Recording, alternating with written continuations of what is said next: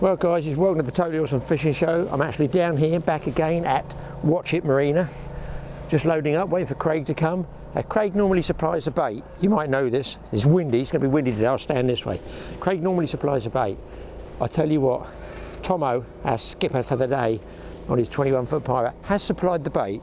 Now, you can use peeler crabs, which a lot of you shore guys know, oh my God, you've got to have peeler crabs. But boy, are they expensive. And we're going to be fishing for hounds today. As I say, it is a breezy day, but we're hoping to catch some big, smooth hounds. The bait we're going to be using, really complicated. Plain hardback crabs. Now, I've used those before. I've caught on them. I know they're good. I have faith in them. A lot of guys don't have faith in them. They think, oh my God, it's got to be a softie or a peeler. No. But I've never seen anything like this. I have never seen this amount of crabs that Tom has got. I don't know how many smooth hounds he expects to catch, but there is plenty of bait for us. Just check this out. I actually think the boat's listing to one side with these crabs in here, Tomo. That is just absolutely the most phenomenal amount of crabs I've seen. In fact, I haven't seen that amount before. And you're catching those just with a net or a little fish traps?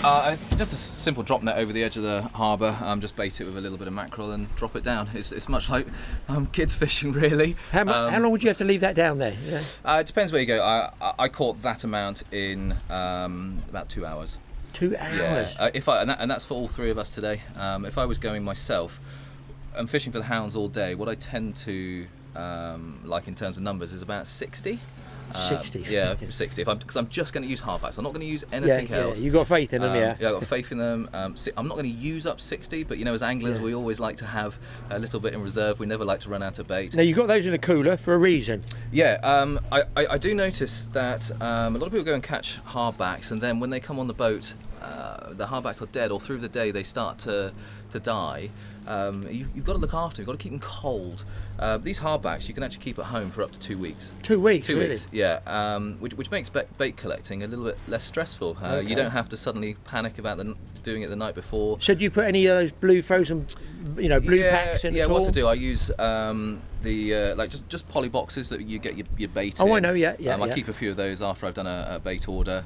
Then I just use some frozen bottles, and every day, without fail, I change that frozen block in. Right, frozen bottles. Let me interrupt you for beginners. You're putting what, water inside an old milk container or something like that? Yeah, so then just freezing that. Yeah, just use an old milk container or squash bottle, something like that. Fill it up with water, stick it in the freezer. Yeah. And then that stays cool for a long time. There goes tip number one, boys. We haven't even untied the boat yet. So in there you'd have roughly how many crabs? I mean, it's about hundreds, isn't there? There's hundreds. There is. There's more than 200. More than 200, yeah. Yeah. I sort of worked on the principle that if there's three of us and times my 60 by 3, and well, hey, let's have a few more just for good measure. Yeah. So now tell the folks about down the Watch It area, because you're local to this area fishing. What about the hounds? Do they come seasonal? What time of year they're going to come? Yeah, our hound fishing is phenomenal. I really rate it as some of the top hound fishing in the country. We start seeing our hounds sort of mid-April. 1 or 2 might show before that, but really in numbers mid-April, latter part of April, and then we get them right through in good numbers through to the end of June. And then they just sort of disperse a little bit. They're still going to be present, and you can still pick up smooth hounds, right through into August and September. But normally by that time we're perhaps fishing for a mixture of different fish, species, and we pick them up by accident. But they're here for a good part of the year. We get them in big numbers, and we also get them in good sizes as well. That's what we're looking for. And here's our man at the moment. Craig's just come aboard. Morning. Craig, that's your bait box there, isn't it, Craig? That's my sandwich box. That's your sandwich box, is it? Yeah, healthy lettuce sandwich. The only thing we're a bit short of crabs. I've brought some extra. You brought some crabs. He hasn't got enough. He hasn't got enough. He hasn't got enough. I bought 1 or 2. Well, we've been waiting for the tide here just to pick up a bit, and Craig's got a fish hooked up.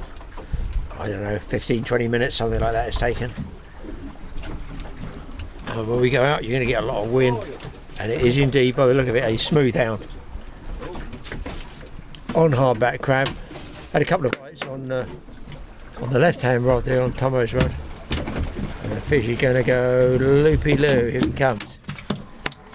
Here we go. It's really breezy out there, but you can see it's a nice looking fish here.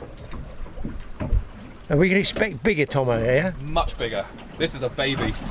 This is just for Craig to warm up on. Yeah. Got your fish? Yeah, there we go. There you go. First one of the day, hopefully a few more to come. Probably about £7, £8 maybe. Yeah, there he is, that, yeah. Little baby. Right, so we're getting back anyway. Okey doke. Here we go. Oh, there, bite on the left hand rod. Here we go, people. It's a pack attack. I'm trying to keep inside the cabin so at least you can hear a bit of sound.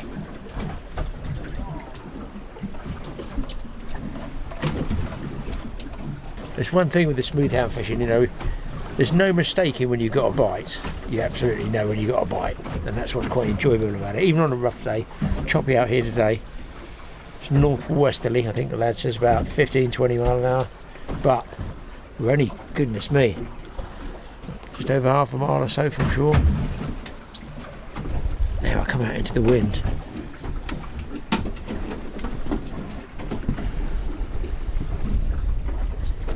Good bend in that rod too.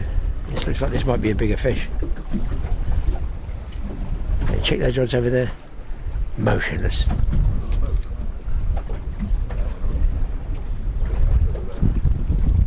Some better fish, I think, than a Tomo. Yeah, I think this one's a little bit better.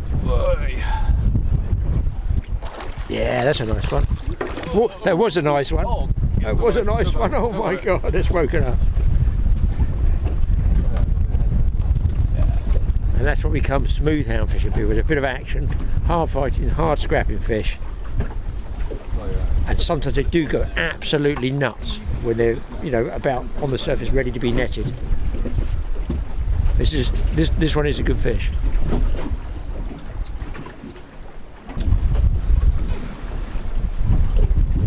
It's a bit of fun. It is a bit of fun. That's what it's about, isn't it? Exactly, yeah.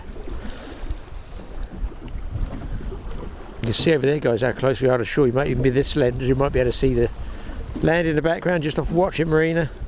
As soon as they get into those double figures, they're a different creature altogether. That looks like it's 8-10 pounds. Oh no, he's a good one. That is a nice fish.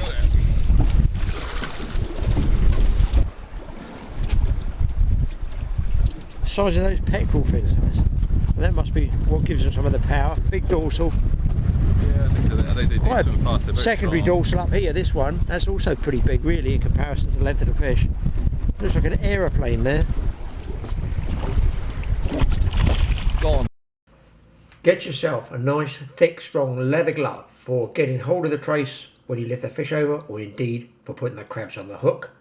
Also, get yourself a nice stainless T-bar. They're called a disc gorger for popping those hooks out and getting the fish straight back.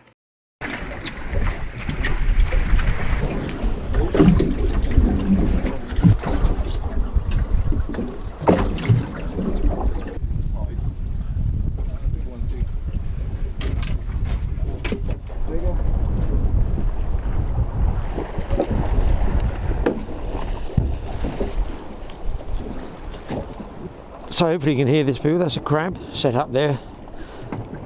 So I think that's a 7/0 hook, might be a bit smaller. But you can see, just nicked the crab through there. He's alive, he's got his claws open there. Long one leader, so about 60 pound. A disgustingly awful lead. It looked like it'd been made out of I think that's been made out of a mince pie mould. Running ledger, and I'm just going to drop it down and bounce it back. Not massive.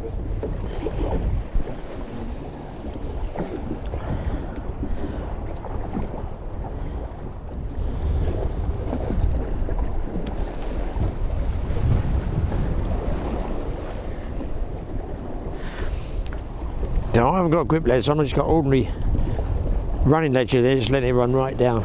Bump onto the bottom. And then once it's on the bottom, make sure you have the drag set, just like that.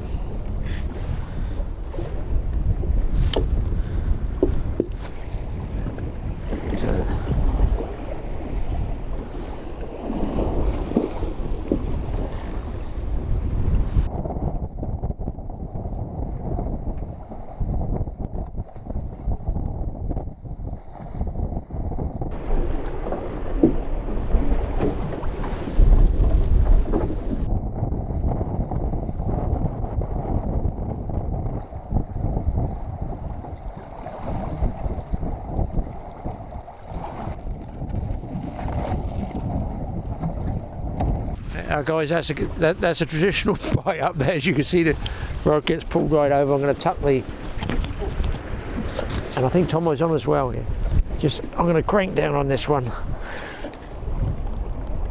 Yeah, I've got a fish on up here. Oh, mine come off. Oh, did it come off, did it? Yeah. And this is just on a 9-foot spinning rod. Twishing. Oh, well back. I'm actually well back there.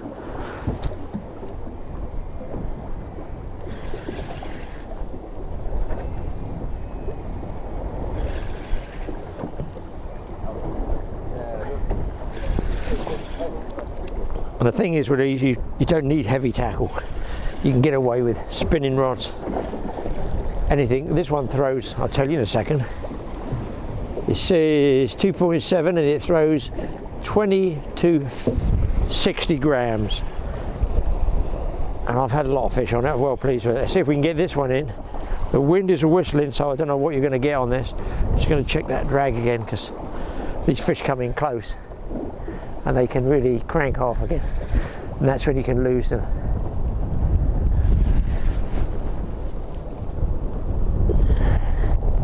I'm trying to get it against that blue sky up there, so get the rod bent. It's about right there.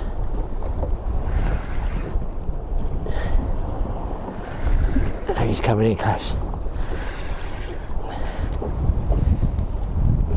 He's swimming to the net. That's what I call a sociable fish. There. And you can see a lot of these fish just sort of almost hook themselves, and that's nice and neat and tidy, just in the bottom jaw there.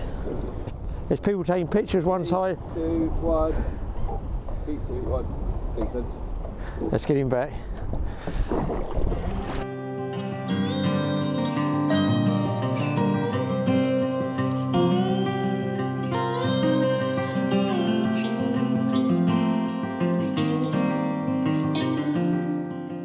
Well, we've had a few smooth hounds, and I'm talking in here, this wind is whistling, and I'll just turn this camera around slowly.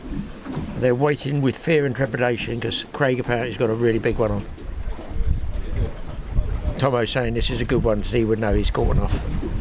So I won't go out yet because the wind will be whistling, but hang on a second. We still haven't seen it.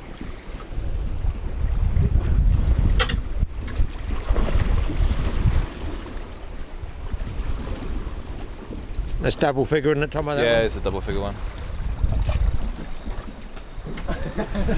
Little dance here, Craig.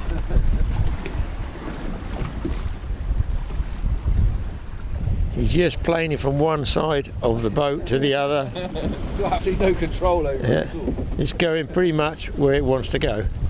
Oh yeah, big pectorals. Yeah, that's a better fish, that one, isn't it? Ooh.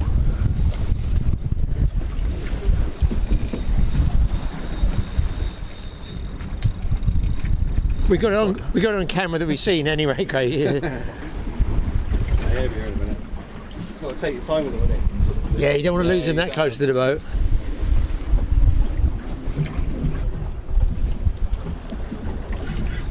Yeah, they get those big pectoral fins in the current and the tide, and there's not much you can do with them. As you can see, Craig's just walking this fish up slowly, trying to ease it towards Tomo with the net. This might be one of the biggest ones I think I've seen. Come on, fish. You've got to take your time. Anything could happen. So many big fish just get lost close to the boat because of panic.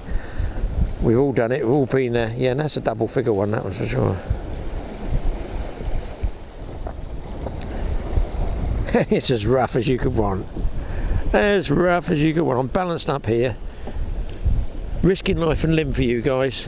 Tomo's got it. Tomo's got it. Woo, here we go. That's a big one. Best of luck with that one, Craig. Holding that one. There's a good chance of a slap round the face. That is a nice big one, yeah. That's a beauty. That is a beauty, yeah. Yeah, that's it. There you go. Just get your hand under his pecs. Like. Got it? Yeah.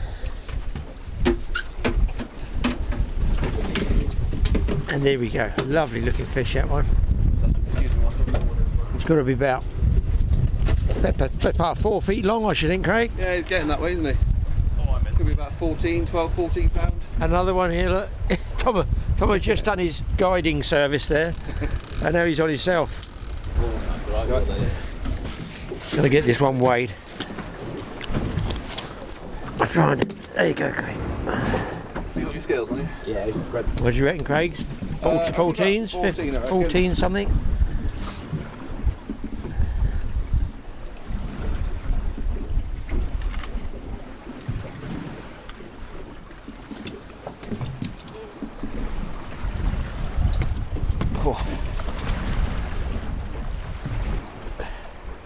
It's bouncing between 16.4 and 15.12. What's your PB, Craig? 15.14. Oh, That's off the shore though. oh, sure, it's Yeah. even better, yeah. But it's definitely a PB off a boat. That's good, yeah. But I don't know. He's between 15 and a half and 16 and a half, isn't he? So you called him 16 on average, couldn't you, really? Yeah, you could say. Yeah, it's a big fish.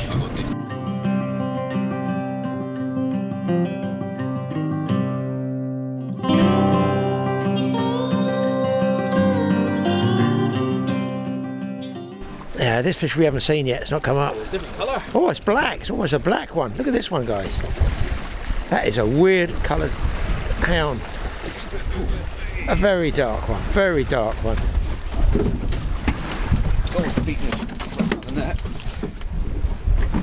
You don't get many dark like this, then. We get a few.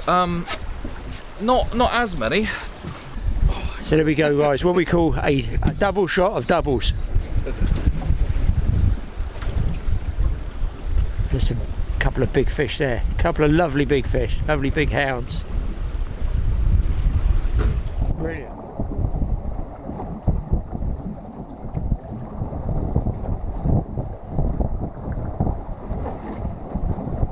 It's just hanging deep, so I'm assuming it might be a decent size if it's just straight up and down like this, just absolutely planing. With those pecks, I can't even move it. Locked up, locked up.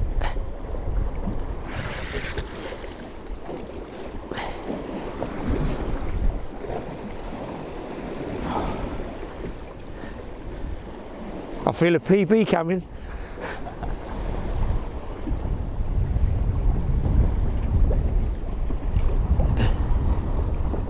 I don't feel he's going to go away again.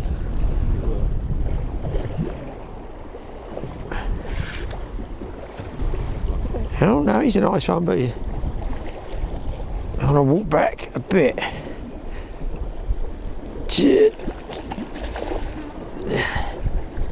God, there, that rod, people. I can't see anything, Tomo. I can't. Tomo's got him. Good man. There we go, people. A lovely, grand Somerset smoothie. 3, 2, 1. 3, 2, 1. Got him. Lovely fish, yeah. Weigh him? Now, would you about 12, 13? He's not quite as big as the others, is he? 13 and a half, I reckon. 13 and a half. Well, I'll take Tomo's 13 and a half any time. Hold still. Look at the size of this one. Lovely big fish. Whoosh.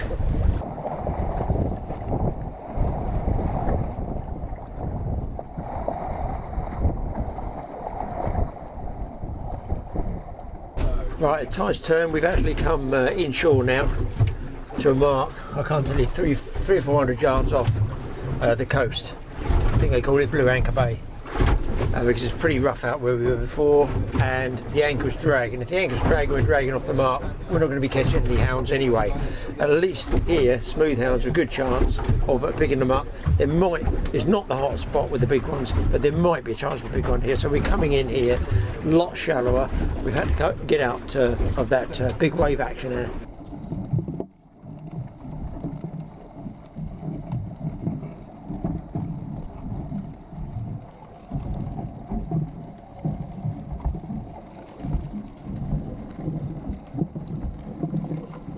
Fingers crossed, we might be able to show you one or two more fish. You might be able to see there in the background how close to the shore we are here. Ridiculously close, and yet we're still pounding up and down in the waves. It's blowing about 25 knots now. So we're just all wishing we had winter wear on rather than the early summer wear. I'm going to call it early summer. You wouldn't feel like early summer out here, so I'm hiding in the cabin. But we've had some really good fish, very, very good fish, and big ones as well. Some we haven't filmed them all. I think we've had 15, 20 hounds, I'd say, probably 20 now. We had 3 at one stage we didn't film, 3 hooked up at the same time. So brilliant fishing there, but we'll see if we can pick a few more up here because we can't get in. We're waiting for the tide. There's the land, and there is the mud, and there's the boat. I think that's us there. But it's still blowing, but Tomo has hooked up here on a crab. We don't know whether this is a hound or not. We're just tightening up on it. Do you reckon it is, Tomo? Yeah. Yeah. Big, swimming towards the boat at the moment. A bit of sunshine as well. Let's back up here. You can see the the weather front or something up there, but round here it's howling. Let's get this fish. Let's get this fish in. Barely stand up. He's in the net.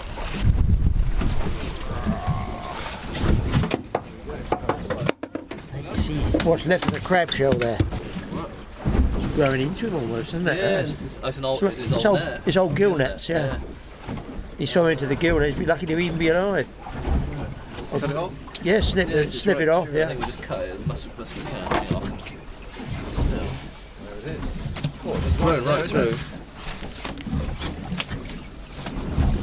He's lucky to be alive, I think, this way. Look at it, there's a net everywhere. I wonder how many years he's had that. Long time, I thought. There's another bit there.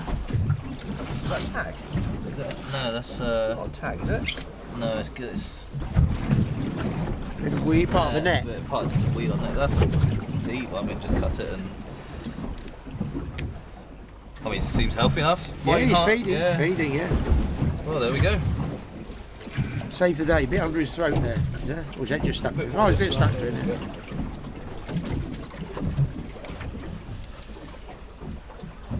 I think you make a brain surgeon there. Great, that's very good, yeah.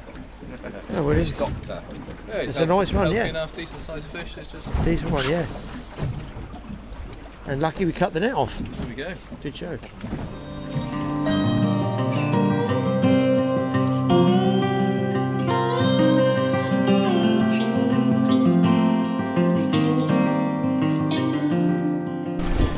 Get some sound here, I've no idea.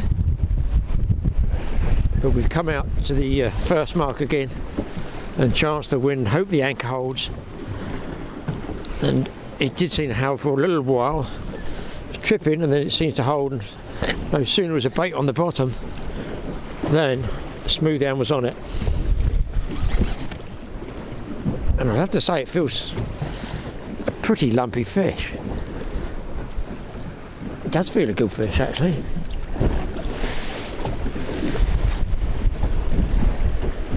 Whoa, kicking and thrashing. You can see up there the side what we're fishing in the wind. Come on fish, up you come. Take a look at him. Oh yeah. Oh, oh, oh.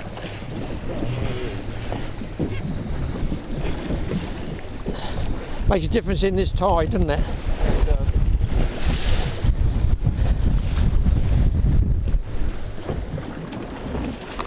Tomo's got him, well done.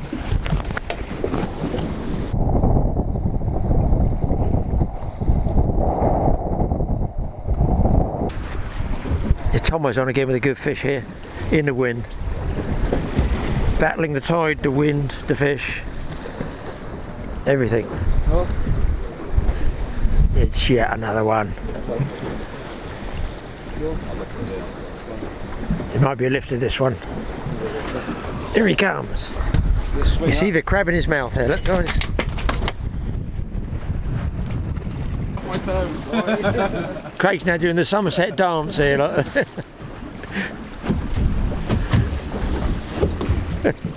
One step forward, two back. You'll have to do a back thing of that one. Twice round, isn't it? No, I think you were right there, was it? Oh, you got him? Yeah, yeah.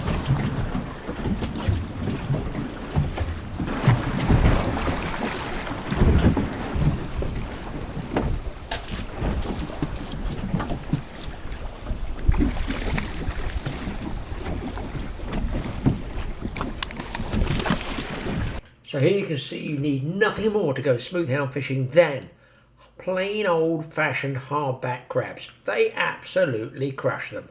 That's what they feed on naturally. Hardly surprising that they work, folks. So thanks for watching the Totally Awesome Fishing Show. Don't forget to watch out for Mike's TA Outdoors, and we'll see you on the next program. It could be beach, boat, bank, river or lake.